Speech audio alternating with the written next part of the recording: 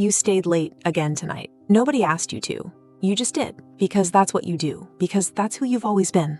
And somewhere on the drive home, a thought arrived that you couldn't shake. What if none of this was ever going to be enough? Not because you weren't good enough, because being good was never actually the thing being measured. Here's what nobody tells you when you start working. You're handed a story early. Work hard, deliver results, and you'll get noticed, you'll get rewarded, you'll rise. It sounds reasonable, it sounds fair. It's the story your parents believed, the story teachers reinforced, the story buried in every motivational post you've ever scrolled past. And for a while, you build your entire identity around it. You stay later than everyone. You take the messy project nobody wants. You answer the message at 11 p.m. because it felt urgent and you wanted to be the person who showed up. Somewhere underneath all of it was a quiet, reasonable assumption that effort and reward were connected, that if you just did enough, the system would eventually notice and respond. This is happening to millions of people right now, in offices in Mumbai and Manila and Manchester, at this exact moment, in this exact emotional state. Not because they're naive, because the story was designed to feel true long enough to be useful to someone else. You start noticing the signs slowly, not all at once. You finish a project early and nobody mentions it, but the one time you're a day late, everyone remembers. You start keeping a mental list, not because you're petty, but because some part of you is trying to find the pattern. There has to be a pattern. There has to be a logic to this. You just haven't found it yet. Then someone gets promoted. Someone who didn't stay late. Someone whose biggest skill was being comfortable in the room, not being excellent in the work. You tell yourself there must be context you're missing. Maybe they have skills you can't see. Maybe it's politics, and politics isn't fair, but it's temporary. You keep working harder because the alternative, that hard work was never the actual mechanism, is too disorienting to consider. You start performing busyness even when you don't need to, staying visibly late, replying instantly to prove responsiveness, not because the work demands it, but because some part of you has started suspecting that being seen working might matter more than the work itself. That suspicion makes you uncomfortable. You push it down. You tell yourself you're imagining things. Then comes the moment that's hard to undo. You watch someone get credit for work you did, not stolen exactly, just absorbed, smoothed over in a meeting, attributed upward without anyone quite lying. And you wait for the correction, for someone to say, actually, that was theirs. Nobody says it. The meeting moves on.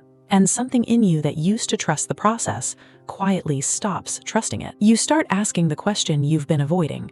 If hard work isn't the mechanism, what is? You watch the people who get ahead more carefully now, not with admiration, with something closer to forensic interest. And you start to notice they don't actually work harder than you. They're just better at something else entirely, something that was never in the official job description. Here's the truth that nobody puts on a motivational poster. Hard work and reward are not directly connected in most organizations. They never were. What's connected to reward is visibility, perceived value to the people with power, and how comfortable you make decision makers feel. Hard work can produce all three of those things, sometimes, but it's not the cause. It's just one possible ingredient, and often not even the most important one. There's a concept psychologists call the Just-World Fallacy, the deep, almost involuntary belief that good things happen to good people, and effort gets matched with outcome, because the alternative is too unsettling to sit with. You were taught this fallacy before you ever set foot in an office. It's why injustice feels not just painful, but disorienting. Your brain isn't just upset, it's trying to recompute reality because the rules you were given don't match what you're observing. Here's the part that stings more. The people who advance fastest in most organizations